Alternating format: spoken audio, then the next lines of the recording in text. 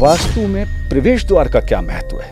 प्रवेश द्वार का उतना ही महत्व है जितना महत्व आपके चेहरे का आपके शरीर में है। क्या है कि कॉन्सेप्ट क्या है? साउथ वेस्ट और वेस्ट ही है क्या? साउथ वेस्ट मतलब नैऋत्य दिशा।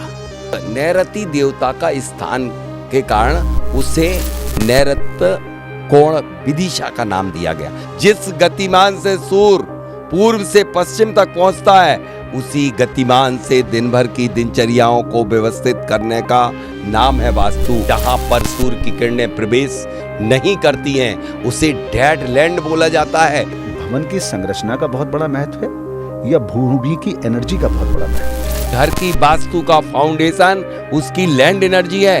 70% रोल है लैंड एनर्जी का, रिमेनिंग 30% रोल है ओरिएंटेशन का। सबसे बड़ी विद्या का नाम है सौर विद्या। जहां पर वास्तु कोई काम नहीं कर पाती है, वहां पर ब्रह्मास्त्र की तरह काम करता है सौर विज्ञान। जय जिन दर्शकों, स्वागत है आपका हमारे कॉन्वो कॉर्नर पॉडकास्ट सीरीज में। जिनवाणी चैनल की ये पहल वक्त के साथ, युग के साथ चीज़ें बदलती हैं, तो हम भी नए ज़माने के साथ, नई चीज़ों के साथ, नई खोजों के साथ, नए हमारे गेस्ट के साथ आपसे रूबरू होते हैं। आज जिस गेस्ट के साथ हम रूबरू हो रहे हैं, उन्हें मात्र गेस्ट कहना मुझे लगेगा कि उनकी जितनी डिग्निटी है उससे कम उनका इजहार होगा इस बात को कहने में। एक्चुअली वो एक कहा जाए तो बहुत बड़े भूवैज्ञानिक भी रह चुके हैं। वो एक ऐसे वास्तुशास्त्री हैं जिन्हें कहना चाहिए कि थोरो नॉलेज है और एक बड़े स्कॉलर हैं। वो अगर कहें हम के ज्योतिष के बारे में भी जानते हैं तो भी अतिशयोक्ति नहीं होगी। और इसके अलावा स्वर विज्ञान की अगर हम बात करें, विशेषकर उन्होंने जो बड़ा काम किया है, तो स्वर विज्ञान को वास्तु से जोड़कर जो उन्होंने नए पैमाने और नए पैरामीटर्स स्थापित किए हैं समाज में, वो अलग बात है। कहना चाहिए कि वो बहुआयामी प्रतिभा के मालिक हैं और ये हमारा नसीब है, ये हमारी खुशनसीबी है, ये हमारा सौभाग्य है कि आज हमारे स्टूडियो में मौजूद हैं। जी, नाम ले रहा हूं बहुत गर्व के साथ। आज हमारे बीच डॉक्टर राजेंद्र जैन साहब मौजूद हैं और उनका स्वागत करते हैं आज के पॉडकास्ट में। बहुत सारी जानकारी आज उनसे प्राप्त करेंगे। सर, बहुत बहुत स्वागत है। जय जिनेंद्र। जय जिनेंद्र। जय जिनेंद्र। और मेरा बड़ा सौभाग्य है आज आपके साथ बैठने का। मैं आपके मतलब यूट्यूब पे बहुत सारे पॉडकास्ट देखता हूँ, उसमें जो एंकर्स बैठते हैं आपके साथ, तमाम सैटेलाइट चैनल्स पर हैं आप। दुनिया के, मतलब तो देश नहीं, दुनिया के कहना पड़ेगा, दुनिया आपको देखती है। और ये मेरे लिए सौभाग्य कि मैं आज आप पॉडकास्ट में आज आपके साथ हूँ। आपको जिनवाणी चैनल के स्टूडियो में तो कई बार आ चुके हैं, लेकिन पॉडकास्ट सीरीज में शायद ये पहला पॉडकास्ट है आप। जी जी राजेंद्र सर, अब सबसे पहले शुरुआत कर रहे हैं हम इस बात के लिए कि आपकी बेसिक बहुत सारे सवाल हम जान चुके हैं। वास्तु क्यों ज़रूरी है, घर में वास्तु कैसे रखना चाहिए, मंदिर कहाँ होना चाहिए, किचन कहाँ होनी चाहिए, बहुत बेसिक सवाल हैं और ये बेसिक आंसर्स मिलते हैं। एक बहुत अच्छा सवाल मेरे पास है यहाँ पर आज मैं आपके पास आपसे जो जानना चाहता हूँ जी, सबसे सबसे पहला कि वास्तु में प्रवेश द्वार का क्या महत्व है? क्योंकि वो प्रवेश द्वार ही है जैसे एंट्रेंस है हर चीज़ की। घर में आती है खुशियाँ, गम, मैं, बच्चे, सब चीज़ें, वेल्थ, उसका क्या महत्व है? देखिए, प्रवेश द्वार का उतना ही महत्व है जितना महत्व आपके चेहरे का आपके शरीर में है। जी, जिसमें आंखें भी हैं, नाक का छिद्र भी है, मुख भी है, कान भी है। ठीक यही उपमा दी गई है वैदिक वास्तु में कि मुख्य द्वार आपका मुख है। अब मैं बताता हूं, जो दो पल्ले होते हैं दरवाजे के, दो नॉस्ट्रिल, ईड़ा और पिंगड़ा, आज हालांकि वो दरवाजा एक हो गया, ये भी गलत हुआ। दो दरवाजे इसलिए लिए जाते थे, रखे जाते थे, जिससे कि वो कॉस्मिक एनर्जी को पूरा इंटर करके अंदर से, बाहर से अंदर ले जाए। हाँ, लेकिन अब हट गया वो रिवाज। आप प्राचीन जितनी भी इमारतों को देखेंगे कि उसमें जैसे ही दरवाजा होता था, दरवाजे के दोनों तरफ दो आले होते थे। बिल्कुल होते थे। दो आले में समय समय पर दो दीपक रखे जाते थे। वो दो आंखें हैं। और उसके और बाजू में देखोगे आप, जितने भी किले हैं और राजाओं के महल हैं, उनमें दो झरोखे लगाए जाते थे, वो दो कान हुआ करते थे। अच्छा। इसके बाद देखिए, आपकी मुख्य जो दहलीज हुआ करती थी, उसके नीचे का ओंठ, ऊपर का ओंठ, चौखट, ये मुख है, उसका ओंठ है, और वो अपर साइड, तो सब अंदर जाते हैं। अंदर जाकर के जैसे शरीर में रस रसायन बनता है, भोजन जब अंदर जाता है और सारे डिपार्टमेंटों में डिस्ट्रीब्यूट हो जाता है, ठीक इसी तरह से कोई भी व्यक्ति यदि आपके मुख्य द्वार से आ रहा है, मेन डोर से, और फिर उसको जहां जाना है, रसोई घर में जाना, रस रसायन पाना, या विश्राम करना तो बेडरूम में चले जाना, चर्चा मीटिंग करना तो ड्राइंग रूम में चले जाना, ये है मुख्य द्वार की महत्ता। अब मुख्य द्वार, बड़ी खूबसूरत परिभाषा दी है आपने डॉक्टर नहीं साहब, बहुत मैंने नहीं दी, खूबसूरत। मैं मतलब नहीं, देखिए आपकी वैदिक है, वैदिक है। वैदिक वास्तु में दी गई ये परिभाषा है, लेकिन आज भले लोगों ने आज इसे विकृत कर दिया है। नहीं, मैंने सुना ही नहीं है ये डिस्क्रिप्शन जो आपने दिया है, महल का, दरवाजे का, कानों का, मुंह का, ऊपर चौखट, नीचे चौखट, इतना खूबसूरत डिस्क्रिप्शन, ऐसा लगता है बस सुना और बिल्कुल मतलब तार्किक लग रहा है। डेफिनेटली ये तार्किक ही है और बहुत खूबसूरती से क्या किया गया है कि किस तरह से एनर्जी एक्चुअल में प्राकृतिक ऊर्जाओं को प्रवेश का द्वार को मुख्य द्वार कहा गया है, कि सारी जितनी भी कॉस्मिक एनर्जी है उसको हम अंदर ले जाएं और फिर डिस्ट्रीब्यूशन कराएं। अब ये बेस जो है इसका कि कहां दरवाजा होना चाहिए जी। वो दरवाजों का हर दिशाओं के 2-2, 3-3 दरवाजे पद फिक्स किए गए। 32 पद हुआ करते हैं चारों तरफ किसी भी भूमि या भवन के। उसमें जैसे उत्तर दिशा में 8 पद होते हैं, तो उसमें तीसरा, चौथा, 5वां पद, पूर्व दिशा में तीसरा और चौथा पद, और दक्षिण दिशा में सिर्फ चौथा पद, और पश्चिम दिशा में चौथा और 5वां पद। इस तरह से दरवाजे। अब दरवाजे भी सभी के लिए सब खराब नहीं होते जी।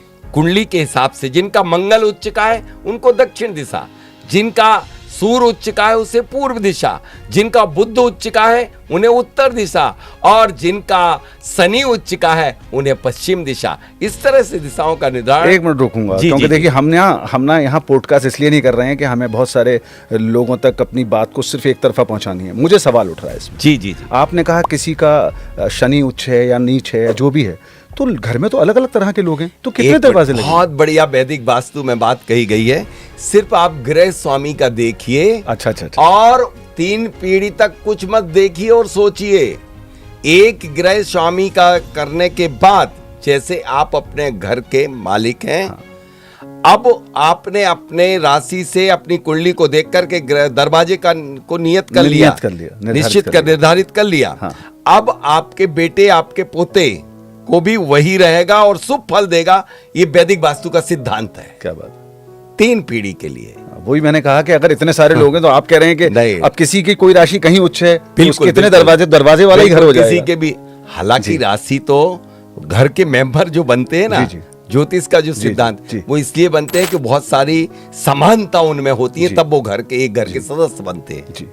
अच्छा, मैं ये जानना चाहता हूँ, मान लीजिए कि अभी आपको जो लोग सुन रहे हैं, अब जब इतनी ज्ञान की बात सुनते हैं तो कंफ्यूजन पैदा होता है, और उस कंफ्यूजन के पीछे बहुत बड़ा खर्चा दिखता है। हाँ जी। मैं क्यों कह रहा हूँ, अब किसी ने दरवाजा बना लिया, महल जैसा घर बना लिया, बहुत अच्छा फ्लैट ले लिया, लाखों रुपए लगा दिया। अब आपकी बात सुन के मुझे कंफ्यूजन पैदा हो रहा है कि भैया पहले तो मैं चेक कर रहा हूँ कि मेरा दरवाजा सही जगह पे है कि नहीं है, कहीं मैं गलत दरवाजा। क्या गलत दरवाजा अगर घर में है तो कुछ बगैर तोड़ फोड़ के या कुछ हो सकता है, उसका क्या है? बिल्कुल हो सकता, कोई घबराने की बात नहीं है। वैदिक वास्तु ने बहुत अच्छी वैदिक व्यवस्था दी है। वैदिक व्यवस्था ये दी हुई है, यदि गलत जगह आपका मुख्य दरवाजा बन गया है तो आप उसे डोर पावर, जैसे आप जितने भी प्राचीन 1000 वर्ष पुराने मंदिरों में जाएंगे, किलों में जाएंगे, इमारतों में जाएंगे, उन सब में चांदी के सिक्के आप लगे पाएंगे। या जितने भी तोड़े गए हैं मंदिर या पुरानी इमारतें, उसके नीचे रत्न और चांदी के पत्थर पाए गए। ऐसा क्यों?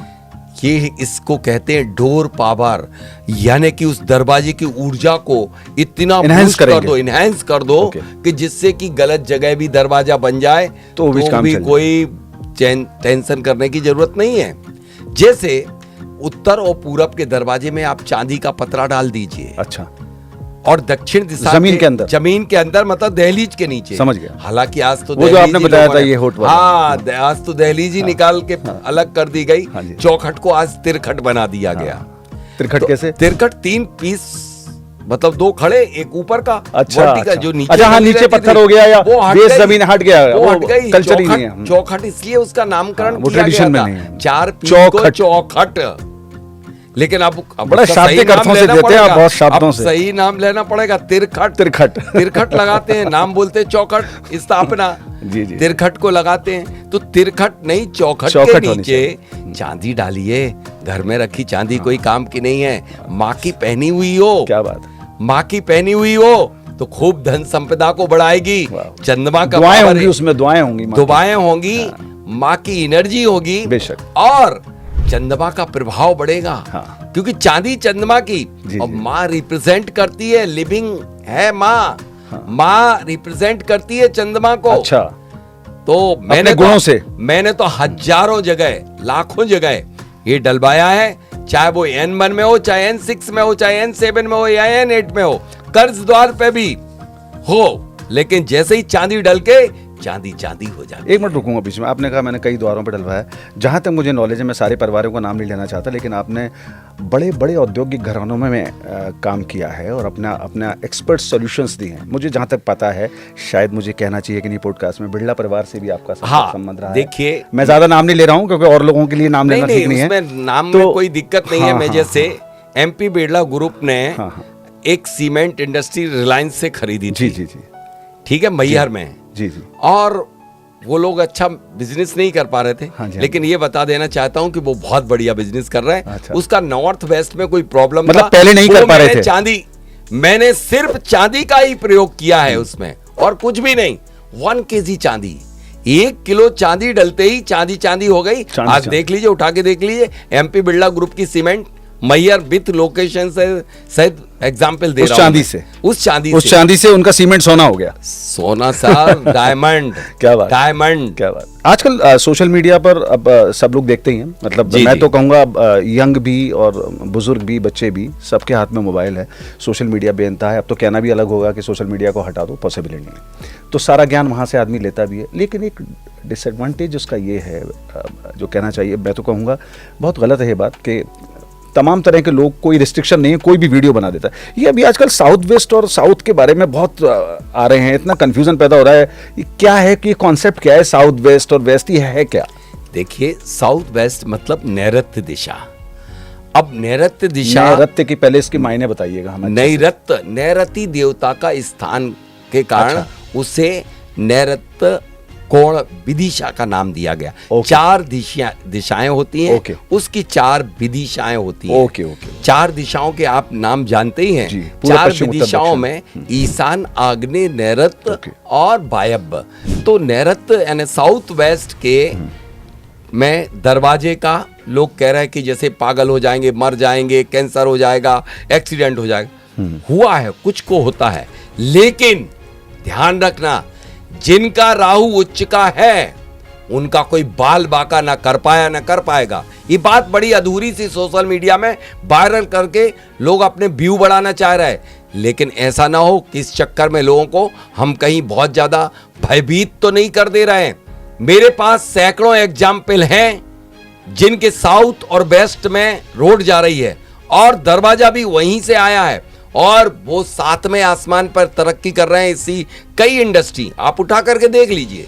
लेकिन जब मैंने उनकी कुंडली को उठा करके देखा, तब पाया कि उनका राहु उच्च का पाया। तो ऐसा हम भय डाल करके नहीं, जिनका राहु उच्च का है उनके लिए कोई तकलीफ नहीं है। अच्छा। और जिनका मंगल उच्च का है, जो मंगल के स्वामी है, या जिनका मूलांक 9 है, जिनकी कर्क मकर कन्या राशि है, उनके लिए दक्षिण भी अशुभ नहीं है, शुभ है। डॉक्टर साहब ने कहा कि डराइए मत लोगों को, आप परेशान मत कीजिए, भयभीत मत कीजिए, अपना व्यूज़ बढ़ाने के लिए या कॉमर्शियल हो जाने के लिए या बिजनेस करने के लिए। डॉक्टर साहब की ये बात इसलिए मुझे खूबसूरत लगती है कि डॉक्टर साहब खुद एक बहुत बड़े, हालांकि ये बात वो पसंद नहीं करेंगे कहना, खुद दान पुण्य में बहुत विश्वास करते हैं और बहुत ही मिनिमम परिग्रह, इतना जितना कि ज़रूरी है ज़िंदगी के लिए, करते हैं। इसलिए मैं ये कहूँगा कि जब विधा के आप मालिक होने वाले हैं, जब किसी विधा के पारंगत हैं, तो आपका पवित्र होना, पायस होना बहुत ज़रूरी है, ताकि उस विधा से किसी भी तरह की नकारात्मकता आप ना फैला सकें। डॉक्टर साहब, धन्यवाद देना चाहता हूँ मैं आपको, इसलिए कि आप, सबसे पहली बात तो यह है कि लगभग आप सन्यासी जैसा जीवन व्यतीत करते हैं। जैनिज्म के हिसाब से लगभग दीक्षाओं जैसा आपने मेरे ख्याल प्रतिमाएं भी ले रखी होंगी मेरे ख्याल से। जी देखिए, धन्यवाद का पात्र भय नहीं, धन्यवाद के पात्र तो वो ऋषि मुनि संत हैं जिनने इस सिद्धांत को बनाए।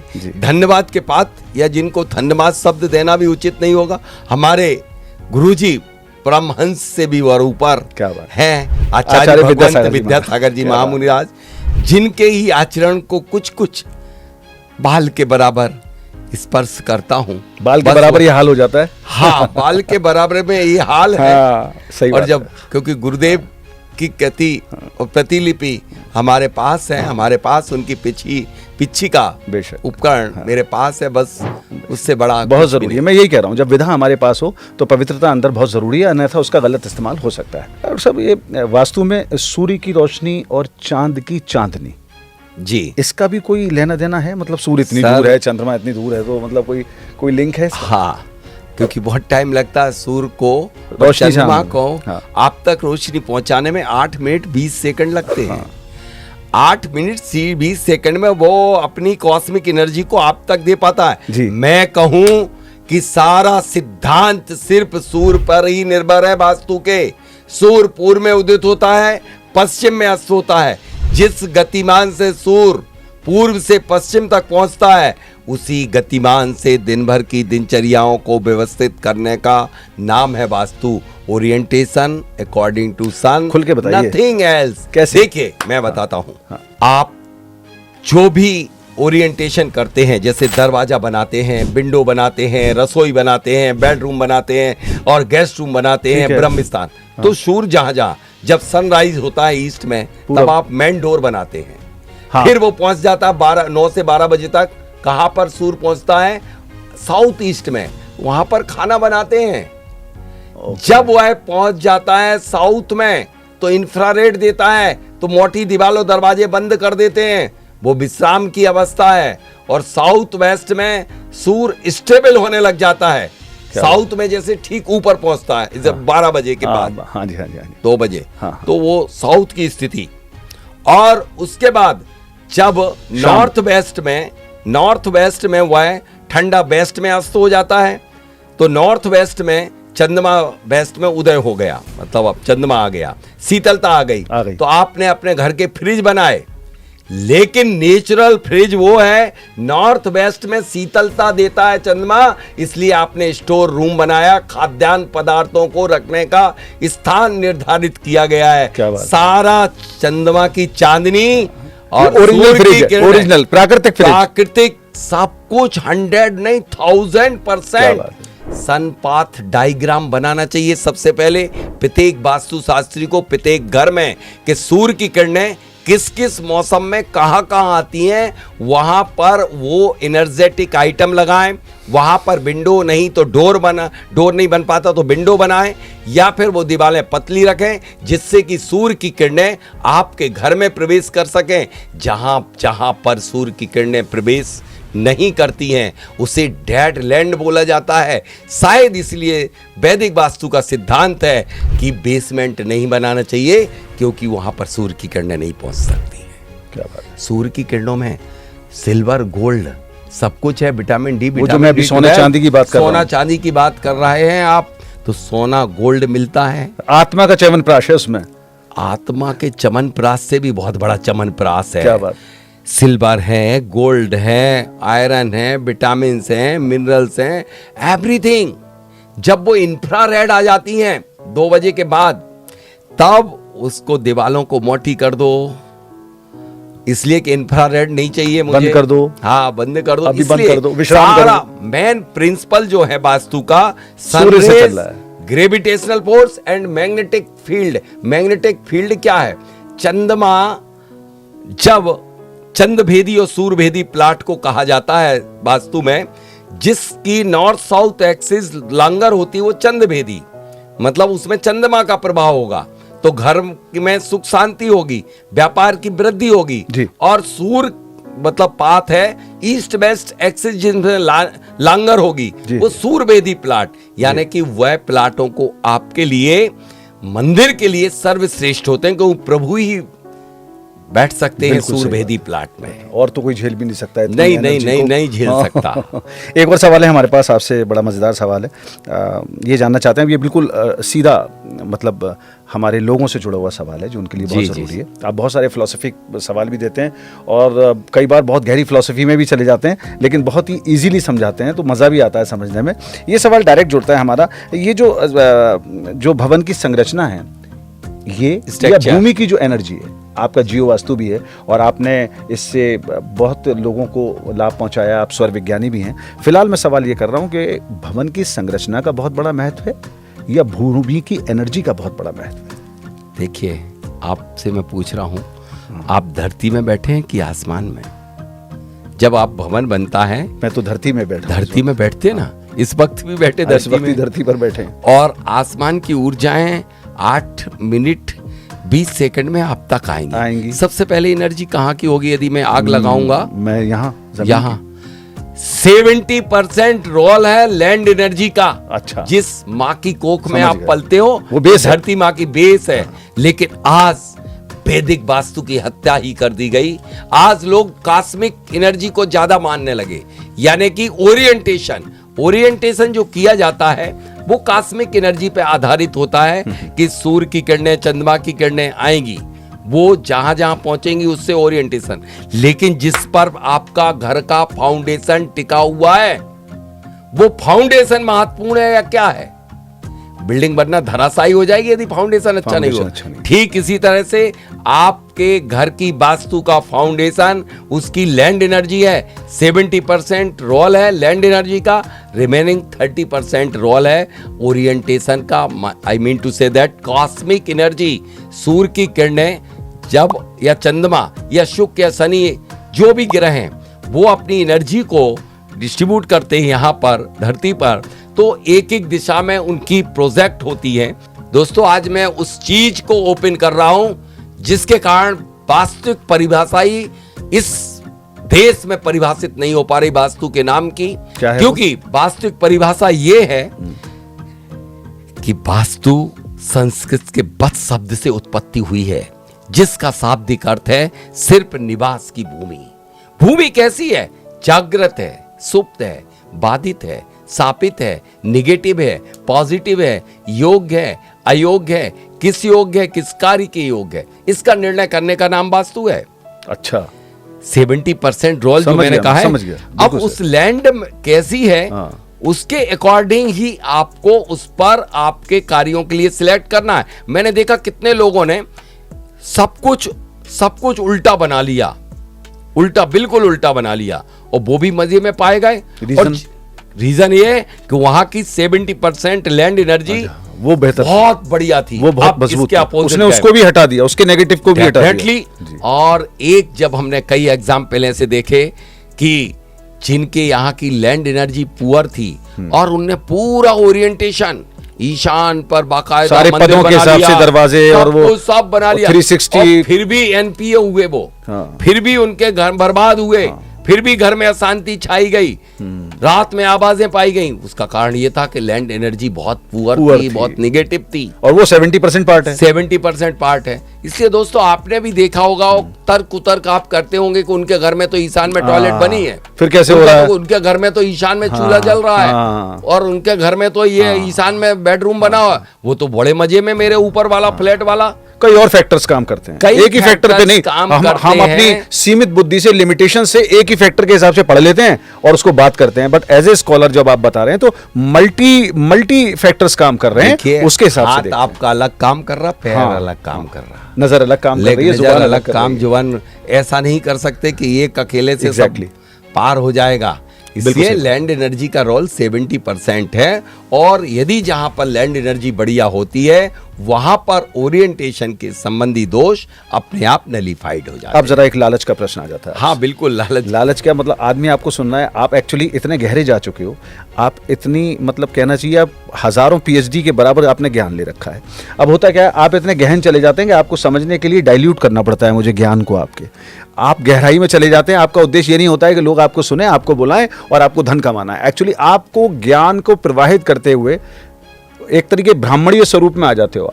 अब मुझे अपनी बात बताओ, आपका सुनने के बाद ना एक आदमी के दिमाग में आएगा, भैया मुझे बताओ, आपने इतनी सारी कमियां बता दी एनर्जी भूमि की है, उसको डर होगा कि ये बताओ ये तय कैसे होगा कि मैं जमीन खरीदते में कैसे पता लगाऊं कि ये एनर्जेटिक है कि नहीं है, शापित है कि नहीं है, और अगर बाय दी वे मेरी मैं ले चुका हूं तो उसका उपाय क्या है भैया?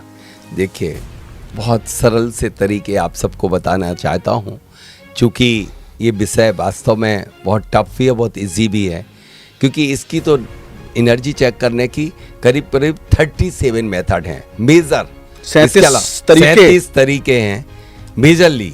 उसके अलावा माइनरली 108 तरीके बता रहे हैं आप, या 37 स्टेप हैं? 37 स्टेप नहीं, 37 टाइप की मेथड है मेजरली। 108 और भी हैं, ऐसे My तो God. हजारों मेथड My हैं, God. जिसमें देखिए कम से कम 108 मेथड है निमित्त ज्ञान की, जिससे भूमि का परीक्षण किया जाता है निमित्तों को देख के। जब जिस जमीन पर आप पहुंचे उस समय क्या कहां पड़ा हुआ था उसको देख करके, रास्ते में आप जा रहे थे तो किसने रास्ता काटी, क्या आपको रास्ते में दिखा, उससे आप उसके घर को बता सकते हैं, उसकी लैंड की एनर्जी को बता सकते हैं।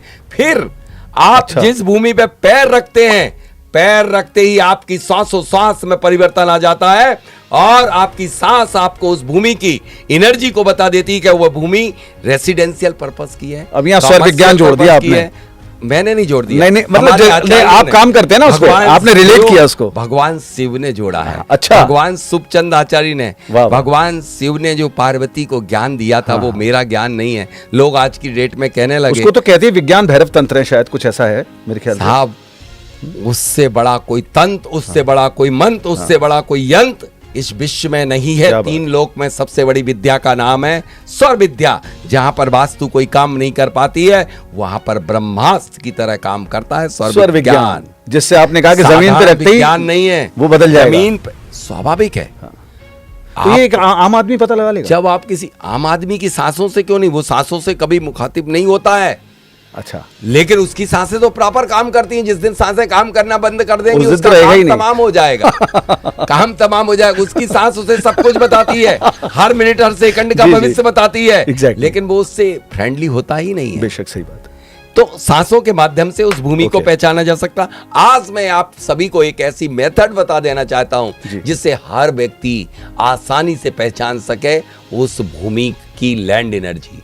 जैसे जब कोई भूमि जमीन से जुड़ी हुई हो, उस जमीन में एक गड्ढा खोदे और उस गड्ढे में अपने इष्ट का स्मरण करके चंद स्वर के जल तत्व में उस गड्ढे में पानी ऊपर से डाले, और यदि पानी क्लॉकवाइज मूवमेंट करने लग जाए, उस गड्ढे में पानी क्लॉकवाइज, देखिए क्या ग्रेविटेशनल फोर्स काम करता है वास्तु में। अच्छा, यदि क्लॉकवाइज मूव करने लग जाए तो समझ लेना कि वह भूमि श्रेष्ठतम है, और एंटी क्लॉकवाइज मूव करे तो समझना कि यह भूमि ठीक नहीं है, या तो उसका उपचार करो, 16 संस्कार सर पहले एक मिनट, गड्ढा कितना खोदना है? गड्ढा खोदना, एक चीज बताओ, लोग करेंगे, बिल्कुल सही नहीं लोग करेंगे इसे 11 इंच 11 इंच गड्ढा, और डायमीटर क्या कोई विशेष नहीं, एक कटोरे के बराबर, एक कटोरे, बड़े कटोरे ठीक है, ठीक है। पानी कितना? 5 इंची का, 5 इंची। पानी कितना?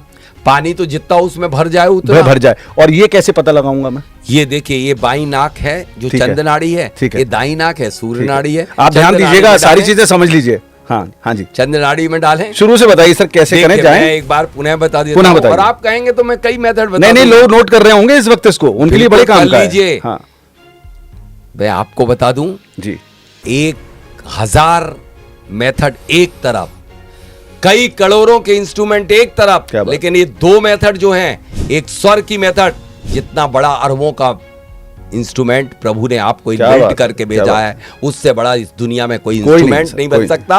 और ये जमीन के अंदर की ऊर्जा चेक करने वाला मशीन स्वयं जमीन में है, वही ग्रेविटेशनल फोर्स है, वही मैग्नेटिक एनॉमली है, वही सन रेज वहां पर पड़ती हैं, और वही चेक कर देता है यदि पानी का मूवमेंट क्लॉकवाइज। जैसे एक गड्ढा खोदा हमने 11 इंच का, 11 या 15 इंच तक का खोद लीजिए, 5 या 7 इंच चौड़ा खोद लीजिए, और उसमें ईस्ट फेसिंग करके, पूर्व दिशा की तरफ हमारा अपना मुख करके, और ऊपर से खड़े खड़े अपने इष्ट का स्मरण करके उस गड्ढे में पानी को छोड़ते जाइए।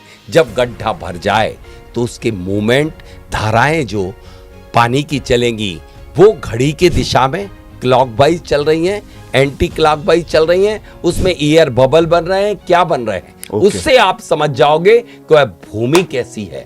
जैसे यदि क्लॉकवाइज चल रहे हैं तो पॉजिटिव, तेज गति से चल रही है यदि पानी स्पीडली, तो बहुत ज्यादा अच्छा, उसकी स्पीड, मंद स्पीड, उसकी एनर्जी। और यदि क्लॉकवाइज स्थिर हो गई तो स्टेबल है, मतलब वो भूमि कहीं ना कहीं दूसरे के कब्जे में है, मतलब वह बाधित है। अच्छा, बाधित है। ये चल के रुक गई है, मतलब रुकी हुई है? नहीं, सीधे पानी डालने डाला और रुका हुआ है। ओके, मैं तो ठीक, मेरे कई हजारों स्टूडेंट पूरे भारत में हैं, तो सभी इस मेथड को करते हैं, पता है। और इसके रिजल्ट कोई छिपा नहीं सकता। इसमें कोई मशीन नहीं लेना है, मुफ्त में कर सकते हैं, इसलिए मैंने ऐसा उपाय बताया। अब यदि इसमें रुक गई तो बाधित है, एंटी क्लॉकवाइज तो कोई ना कोई निगेटिव है, निगेटिव एनर्जी जनरेट करने वाला एलिमेंट जमीन के अंदर है। अब फिर एयर बबल बनना बड़ी लंबी कहानी हो जाएगी, बस नहीं बड़ा मजेदार है। बस एक बात थोड़ा सा बता दीजिए, बहुत ज्यादा लंबा नहीं। अब ये सुन के मतलब अगर उसमें उसको नेगेटिव दिखता है तो आदमी आपको कहाँ पकड़े? मुझे कहाँ पकड़े नहीं मतलब कैसे, वो क्या करेगा? वो तो आपको फंसा दिया आपने, तो नकारात्मक दिख गई। अब वो कहेगा मैं क्या करूं, इसके बाद तो डॉक्टर साहब ही नहीं है मेरे पास। इसका उपचार क्या करे, ये पूछना चाह रहा है जी, बताइए। अब इस मिट्टी को निकाल के, यदि वो निगेटिव है, क्योंकि आज इतना पैसा तो है नहीं है कि एक प्लाट की रजिस्ट्री कराई फिर उसे छोड़े, इसमें 10 लाख रुपए बर्बाद, और लोन है, तमाम लोन है भाई, बहुत। तो उस मिट्टी को खोद के बाहर फेंके, ओके, उसकी पूरी जमीन की घुटने तक फेंके, मतलब 2 फीट उस प्लॉट की बाहर, फिर से ये मेथड अप्लाई करें, फिर से करा, फिर से ये मेथड किया। यदि पॉजिटिव आ गई तो बस उतना है, और यदि फिर भी नेगेटिव आई फिर नीचे तो जाओ, कमर तक खोदे, ओके, और फिर भी नेगेटिव आई तो पूरी जितनी गृह स्वामी की हाइट है उस तक खोदे, फिर ये मेथड करें। गृह स्वामी की हाइट को खोदने के बाद हर जमीन पॉजिटिव हो जाती है। इसलिए मोस्टली आपने देखा होगा देश के बड़े बड़े उद्योगपति फ्लैट में रहते हैं, सुखी हैं, संपन्न है, समृद्ध है, सब कुछ है, क्योंकि उनके जो मल्टी स्टोरी बनती है उसमें 10, 12, 15 फीट मिट्टी को खोद के बाहर फेंक दिया जाता है। स्टिल्ट बनाते हैं, क्योंकि उसमें कारों के लिए, इसके लिए और नीचे के लिए स्टिल्ट के लिए। हाँ, अब इसमें एक और बात, खोद दी, खाली कर दी, भरना क्या है? भरना कुछ नहीं है, उसमें भरना क्या, उसमें भी कुछ मिट्टी। हाँ, अब उस मिट्टी जब खोदी दी है आपने, तो उसका भूमि को इनर्जाइज कर लो। मंत्रलॉजी, यंत्रलॉजी, पिरामिडलॉजी, जैमलॉजी, मर्कलॉजी, बहुत सारी चीजें उसमें एनर्जेटिक डाल दो, या मंत्रों के जाप कर दो, या श्रेष्ठ जगह की कहीं जिस खेत में अच्छी फसल उगती हो उसकी मिट्टी लाके डाल दो। ओके, किसी धर्म स्थान की भी ला सकते हैं? धर्म स्थान की मत, घर के स्थान में डाल देना। अच्छा अच्छा अच्छा, धर्म स्थान की मिट्टी सिर्फ डालना। अच्छा, वो मैंने पूछ लिया, मेरा मंदिर बन रहा हो, वरना दोनों में झगड़ा शुरू हो जाएगा। अच्छा, वो कैसे? भोगी और योगी की मित्रता कैसे? और वो कंफ्यूज होगा, अर्जुन की स्थिति में आ जाएगा, मैं लड़ूं या जाऊं, या धर्म को पाऊं या युद्ध करूं। उस भूमि को ऊर्जावान बनाने के लिए देशी गाय या कपला गाय मिल जाए तो बहुत बढ़िया, काली गाय, उसके मूत्र को पूरी तरह से गौमूत्र डाल दो और कैल्सिफिकेशन कर दो, यानी कि चूना को घोल करके पूरी मिट्टी में पिला दो, पूरी की पूरी निगेटिविटी पलायन हो जाएगी। कई पीढ़ियों से एक ही घर में रहते चले जा रहे हैं, 5-5, 7-7, 9-9 भाई होते थे, एक छत के नीचे रह जाते थे।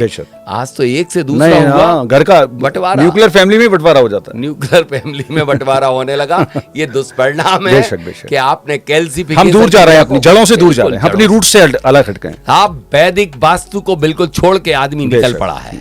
एक और सवाल आपसे करना चाहते हैं, वो ये है कि वास्तु का प्रभाव सिर्फ हमारे भवन पर ही पड़ता है प्रभाव, या आसपास की चीजें जैसे वृक्ष है या कुछ है, इन पर भी पड़ता है? देखिए साहब, सूर्य की किरणें 8 मिनट 20 सेकंड में जब आती हैं, तो सबसे पहले कौन इनहेल करता है उनको, कौन कैप्चर करता है? आपको मालूम है इस धरती पर सबसे ज्यादा यदि रिसीवर है, सबसे बड़ा रिसीवर, तो वो है वृक्ष। बारह मेहर ने बहुत अच्छे से वृक्ष वास्तु का वर्णन किया है। किसने? बराह मेहर। अच्छा अच्छा अच्छा, बराह मेहर। अच्छा अच्छा, जिनने वृक्षों की एक एक जाति प्रजातियों के लिए सब टाइप के वृक्ष बताए हैं। अच्छा। यदि व्यापार को उन्नत करना है, प्रोग्रेस कराना, तो उसमें कौन से वृक्ष लगाइए?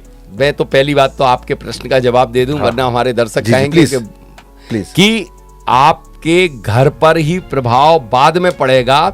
सबसे पहले सूर्य की किरणों को रिसीव या कॉस्मिक एनर्जी को रिसीव करते हैं हमारे आसपास के वृक्ष, और इसलिए कहते हैं कि हर घर में गमले अवश्य होना चाहिए, छोटे छोटे वृक्ष होना चाहिए, दिशागत होना चाहिए, दशागत होना चाहिए, और किस दिशा में कौन से वृक्ष लगाना है। अच्छा। इसका भी बारह मेहर ने बहुत स्पष्ट कहा है, लेकिन घर पूरी तरह वृक्ष से ढका नहीं होना चाहिए। बिल्कुल सही बात, चाहे वो दक्षिण दिशा हो या पश्चिम, जितना उनकी जगह है, जितना बताया है वैदिक में उतना रखें। हाँ, वरना जैसे कई लोग मैंने देखा है कि बेडरूम पूरा ढका हुआ है वृक्ष से। देख लेना, एक डाटा मैंने एनालिसिस किया है, बहुत सारी केस स्टडी की है कि उन घरों में उन लोगों को जो बेडरूम में सो रहे होते हैं उन सबको सर्वाइकल की प्रॉब्लम पाई गई। अच्छा, सभी एक मिनट, सर्वाइकल तो मुझे है, तो मुझे तो बताओ क्या देखना है मुझे। सर आप ये देखिए कहीं आपके पीछे की खिड़कियां तो नहीं है, बेडरूम के पीछे सर राइट साइड है। राइट हो चले आप, नहीं बिल्कुल खिड़की भी है, सारे खिड़की है तो सर्वाइकल की प्रॉब्लम हो जाएगी। और यदि दरवाजे और वह पीछे का वृक्ष रहा, पेड़ ढका हुआ आपके बेडरूम से, तो सर्वाइकल, चाहे मैं फ्लैट में हूँ, फ्लैट के पीछे भी चाहे है तो कुछ भी हो, तो हवा तो चाहे फ्लैट में आती है या बंगलों में आती है, पीछे सब तो में पेड़ आती है, तो वो क्या करें? पेड़ है तो वो आपके लिए सर्वाइकल। देखिए तो अपनी रूम बदलने, बिल्कुल रूम बदल लीजिए, सही अच्छा। दिशा में सोइए, आप अपनी कुंडली देख करके सोइए। ओके।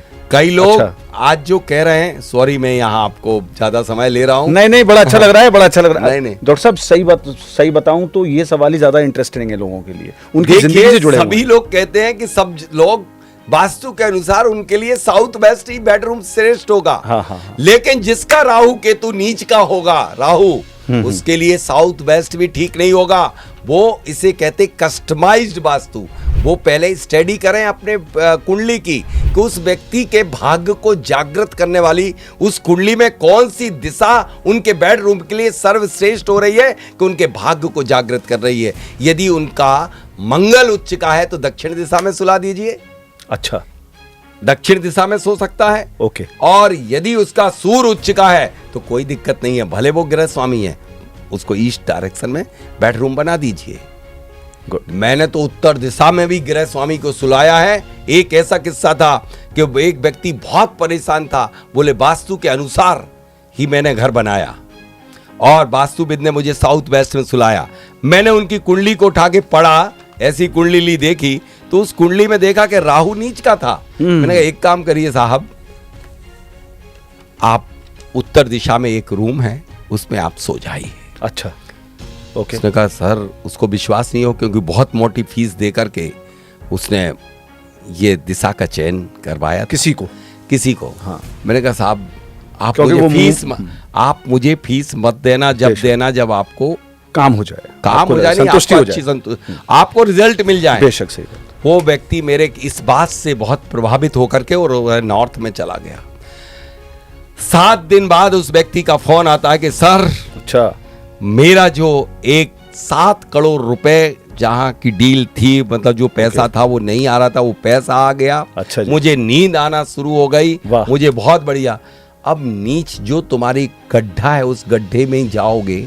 हाँ। जो घर में गड्ढा खुदा हुआ, जो आपका घर क्या है, आपकी कुंडली वो घर है, और उसमें ही आप जाके गिरना चाहे तो मैं क्या कर सकते हैं, वो तो अट्रैक्ट करेगी। तो इस तरह से लोगों को भी कस्टमाइज्ड वास्तु करना चाहिए, उसकी कुंडली को देख करके निर्णय लेना चाहिए कि इसका दरवाजा कहाँ है, इसका बेडरूम कहाँ। ये 2 चीजें जरूर देख लेना चाहिए, वरना ऐसी सामान्य वास्तु तो सिर्फ आधा घंटे में इस देश का हर व्यक्ति सीख सकता, जान सकता। व्हाट्सएप वास्तु कहिए उसे, तो इसे कहिए व्हाट्सएप वास्तु। हाँ, इसे व्हाट्सएप वास्तु वैदिक वास्तु नहीं है वो, व्हाट्सएप वास्तु। एक सवाल मैं करूंगा, आपने अभी बताया घर की बात करी तो मुझे अपने घर से अपना जहन में आ गया, एक सवाल जहन में आ गया कि घर मतलब फैमिली यानी परिवार, यानी हमारे संतान, हमारा करियर, हमारा सब कुछ।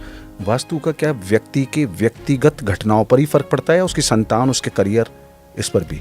देखिए साहब, निश्चित रूप से पड़ता है। अच्छा, मेरी संतान पर भी पड़ेगा? मेरा संतान पर भी प्रभाव पड़ता है उस भूमि का। अच्छा। और हर चीज पे प्रभाव पड़ता है। मैं आपसे पूछ रहा हूँ, क्या सूर्य की किरणों का प्रभाव किसी से अजूता है?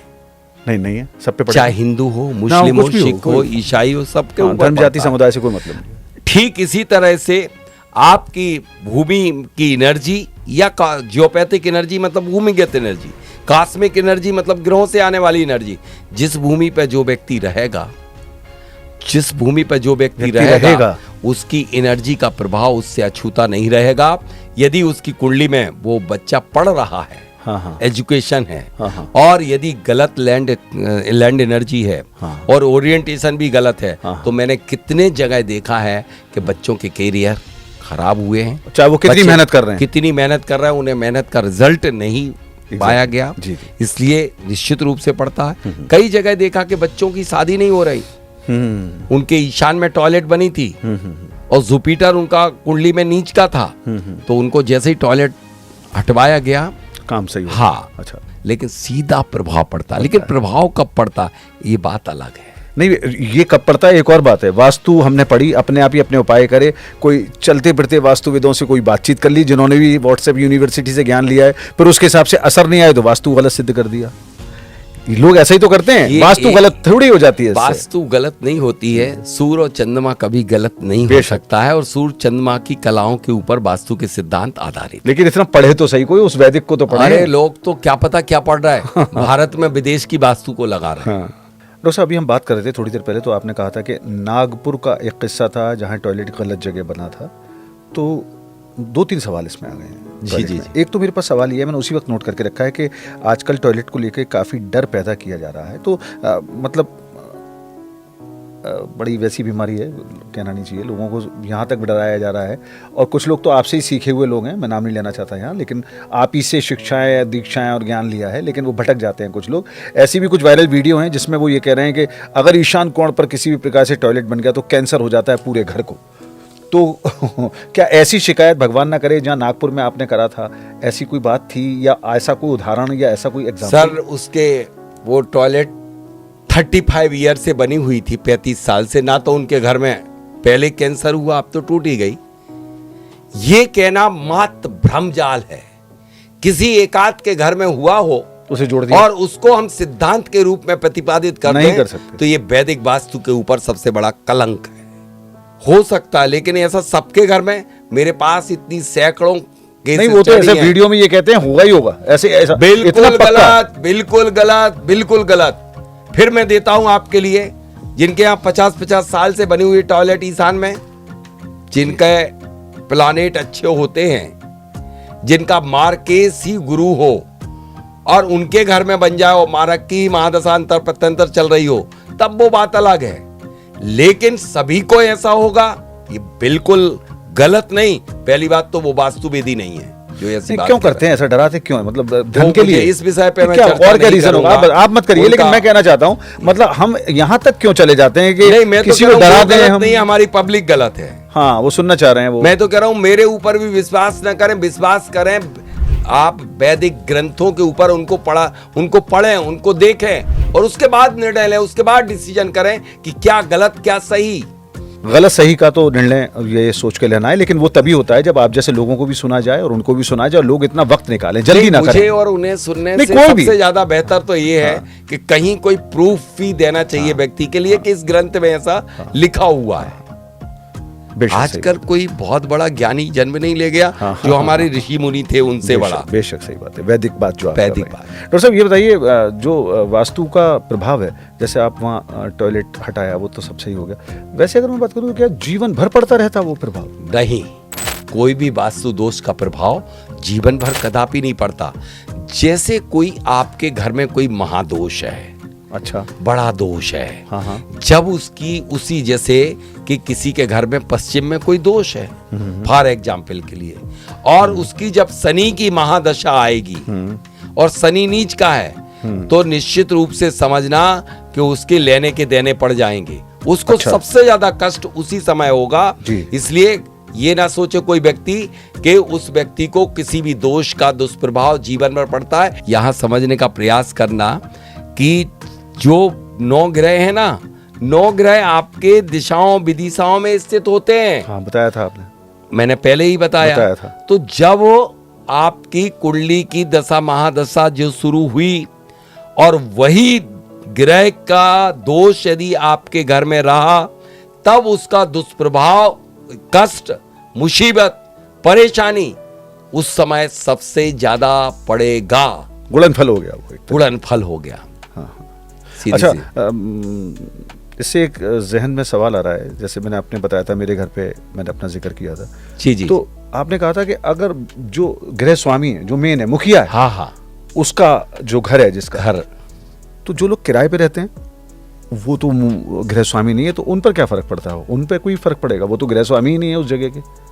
किराए पे रहने वाले लोगों पर भी फर्क पड़ेगा क्या? बहुत बढ़िया बात कही आपने जी। मतलब कोई व्यक्ति यदि किराए पे रह रहा है तो यानी कि उसका वास्तु का प्रभाव पड़ेगा ही नहीं। नहीं, आपने जैसे कहा ना, नहीं, ये गलत मिथ है, ये जो आज फैलाया जा रहा है।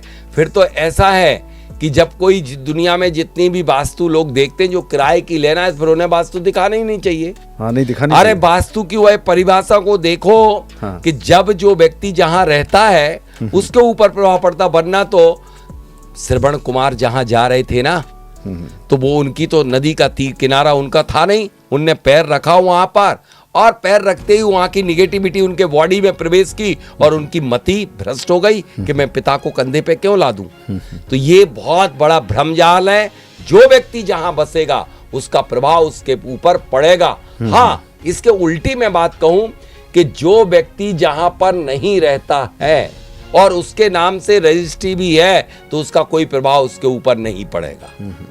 मेरी गाड़ी जो है वो अभी नागपुर पर ही अटकी है डॉक्टर साहब, क्योंकि वहाँ टॉयलेट वाली बात भी मैंने आपसे पूछी थी। तो आपने वहाँ ये कहा था कि टॉयलेट को तोड़ा, जगह से बनाया तो सही हो गया। अब कोई फ्लैट में रहता है या कुछ उसकी सामर्थ्य नहीं है, अब वो या परिस्थितियाँ ऐसी हैं वो तोड़ नहीं सकता, तो बिना तोड़ फोड़ के भी कोई इलाज है क्या? बिल्कुल बिना तोड़ फोड़ के सारे इलाज होते हैं। तोड़ फोड़ का नाम वास्तु नहीं है, व्यवस्थित जीवन जीने का नाम वास्तु है। अच्छा। 5 एलिमेंट को बैलेंस करो और 5 एलिमेंट को अकेले तोड़ फोड़ के बैलेंस नहीं किया जाता। आज मैं जाते जाते अपने दर्शकों को 3 ब्रह्मास्त्र दे के जाना चाहता हूं, जिससे कि बिना तोड़ फोड़ के वो किस तरह से पूरे घर की वास्तु को बैलेंस कर सकते हैं। यदि किसी घर में जबरदस्त निगेटिविटी हो, बहुत परेशान अशांति मची हुई हो, तब आप एक पीली सरसों को सिर्फ 100 ग्राम लीजिए, धोकर के साफ सुथरा करके मुट्ठी में अपने इष्ट का मंत्र या अपने इष्ट को स्मरण करके और उस पूरी सरसों को शनिवार की रात्रि में पूरे घर में फैला दीजिए। दूसरे दिन मयूर पंख से झाड़ करके बहते जल में प्रवाहित कर दीजिए। तुरंत 24 आवर्स में मेरी गारंटी है रिजल्ट मिलेंगे। अच्छा, 24 घंटे के अंदर नेगेटिविटी को पूरी एब्सॉर्ब कर लेगा। क्या बात। दूसरा, एलिमेंट बैलेंस के लिए 5 तत्व होते हैं इस पूरे के पूरे हर भवन में। पूरी सृष्टि 5 तत्वों से बनी, इंसान 5 तत्वों से बना।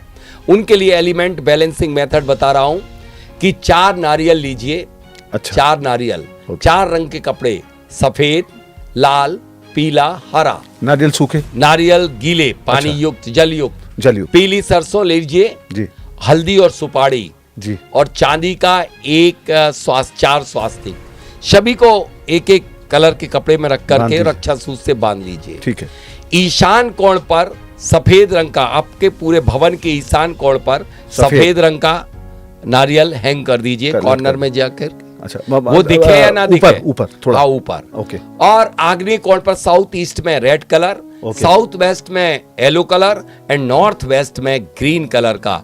ये हो गया element balancing method. Okay. Last में आपको दे रहा हूं कि यदि किसी घर में कितनी भी निगेटिविटी क्यों ना हो जी, उस निगेटिविटी क्या है? ऑक्सीजन लेवल्स जिस घर में सबसे कम हो जाता है, जहां पर सूर्य की अल्ट्रावायलेट रेस या सुबह सुबह की इनर्जेटिक किरणें उनके घर में प्रवेश नहीं कर पाती हैं, तो ऑक्सीजन लेवल बहुत कम हो जाता है।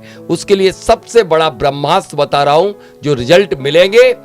मेरा 1,01% कहना है कि रिजल्ट अवश्य मिलेंगे। अच्छा। आप एक साउथ ईस्ट कॉर्नर में नाभि से ऊपर एक स्वास्तिक बना दीजिए। स्वास्तिक चावल का, सफेद चावल, यदि आपको धन चाहिए और रोग से मुक्ति चाहिए तो पीले रंग के चावल को करके स्वास्तिक बनाइए। और एक गाय के घी का दीपक लीजिए और सांस को रोक करके इच्छा को रख के रुकी हुई सांस के साथ वह दीपक को प्रज्वलित कर दीजिए। वह दीपक जब तक 1 किलो घी खत्म ना हो तब तक उसमें घृत डालते रहिए। 10 दिन, 15 दिन, 20 दिन, किसी के यहाँ 1 माह, 2 माह, जब तक चल जाए। उसके बाद मेरा चैलेंज है कि आपको रिजल्ट 1000% मिलेंगे। सारी निगेटिविटी यूं ही धू करके पलायन कर जाएगी। बहुत बढ़िया। डॉक्टर साहब, दिल तो नहीं है आपसे विदा लेने का, लेकिन आखिरी में एक सवाल और करूंगा, फिर उसके बाद हम विदा लेंगे और फिर अगला पॉडकास्ट आपके मेरे साथ स्वर विज्ञान पर करने का बड़ा मन है, मैं उस पर भी बात करूंगा। लेकिन अभी इस पॉडकास्ट में फिलहाल इतना ही। आखिरी में बस जानना चाहते हैं निचोड़। एक आदमी क्या कहता है, सब ज्ञान ले लिया भाई, हमें तो एक उपाय बता दो, एंड में कंक्लूजन बता दो। हम पर आप जैसी स्कॉलर बुद्धि एक आम आदमी पर तो होती नहीं है। तो सामान्य आदमी के लिए बताइए, वास्तु में सबसे ज्यादा महत्वपूर्णता क्या है? सबसे ज्यादा महत्वपूर्ण क्या है? दोनों अलग बातें हैं जी। सबसे ज्यादा महत्वपूर्ण तो ये है वास्तु में कि जिस भूमि पर भवन रहा है उसकी लैंड एनर्जी, और दूसरा कॉस्मिक एनर्जी जो उसे प्रभावित करती है। कॉस्मिक में सूर्य की किरणें सबसे ज्यादा महत्वपूर्ण है, वह हर व्यक्ति के ऊपर प्रभाव डालती हैं, चाहे हिंदू हो, मुस्लिम हो, सिख हो, ईसाई हो, क्योंकि ये सूर्य की किरणें धर्मनिरपेक्ष हैं। धर्मनिरपेक्ष कोई माने या ना माने, बिल्कुल सही, वो तो अपना सनराइज अपने समय पे होता, सनसेट अपने विज्ञान है, वो साइंस है। बिल्कुल सही बात है। उस साइंस को कोई नोबडी कैन डिनाई। तो भूमि जरूरी हो गई। हाँ, अब क्या क्या निर्माण करते समय ध्यान रखना चाहिए?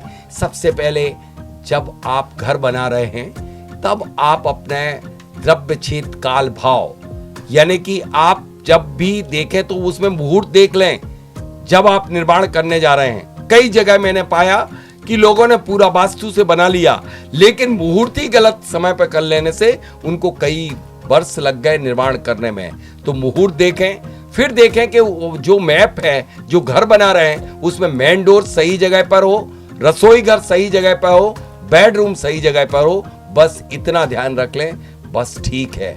एनर्जी भरपूर है तो आपके घर में सुख शांति समृद्धि हमेशा बनी रहे। क्या बात है, बहुत बहुत धन्यवाद डॉक्टर साहब। और दिल नहीं, अभी सच में बहुत सारे सवाल हैं, मुमकिन हुआ तो वास्तु पर भी एक पॉडकास्ट करेंगे, लेकिन अभी तो अगला पॉडकास्ट हम करेंगे सौर विज्ञान पर। सिर्फ इस देश में पढ़ने वाले जितने भी मिथ हैं, हाँ, उनके ऊपर अवश्य चर्चा करें। बिल्कुल बिल्कुल करेंगे डॉक्टर साहब, आगे भी करते रहेंगे। बहुत बहुत धन्यवाद हमारे इस पॉडकास्ट में आने के लिए, बेइंतहा आपने अपना वक्त दिया। आपके लिए भी बहुत बहुत धन्यवाद। मैं कई जगह पॉडकास्ट करता हूं, जी जी, लेकिन जिस तरह से जिज्ञासाएं आपके अंदर जागृत होती हैं, वैसी मैंने और कहीं नहीं पाई। आप कर देते हैं जिज्ञासा जागृत। Thank you very much. तो दर्शकों, मैं आपको बता दूं कि अभी हमारे साथ डॉक्टर राजेंद्र जैन साहब मौजूद थे। क्या कहूँ उन्हें स्कॉलर कहूँ या कहूँ कि ज्ञान के पांडित्य पूर्णतः वो भी तथाकथित नहीं, मतलब वर्तमान वैज्ञानिकता से जोड़ते हुए वैदिक ज्ञान, ऐसा संतुलन, या कहूँ कॉन्ट्राडिक्शन, या कहूँ विरोधाभास हमारे दृष्टिकोण से असल में देखा जाए तो बहुआयामी व्यक्तित्व वही होते हैं जो बहुआयामी विधाएं, बहुआयामी विज्ञान का और विद्वान का सहारा लेते हैं। हाँ, इन्होंने एक जिक्र ये भी किया कि शिवजी का भी जिक्र किया, तो ये राजेंद्र जैन साहब हैं, लेकिन कितना थॉरो नॉलेज होगी, शास्त्रों का कितना ज्ञान होगा, अध्यात्म का कितना ज्ञान होगा, और एक्सेप्टेंस कितनी होगी, जैनिज्म का स्यातवाद कितना अंदर रखा होगा कि ये भी सत्य हो सकता है तो ये भी सत्य हो सकता है। तो शिवजी भी उसमें समाहित हैं। ऐसी शख्सियत के साथ अगला पॉडकास्ट आप मेरे साथ जरूर देखिएगा। ज्ञान के सारे दरवाजे खोलने के लिए ही नहीं, जीवन में हमारे जिनवाणी चैनल की टैगलाइन लाने के लिए, यानी सुख शांति समृद्धि लाने के लिए। कॉन्वो कॉर्नर में इस पॉडकास्ट सीरीज में फिलहाल इतना ही। अगली बार फिर मुलाकात होगी। जय जिनेंद्र।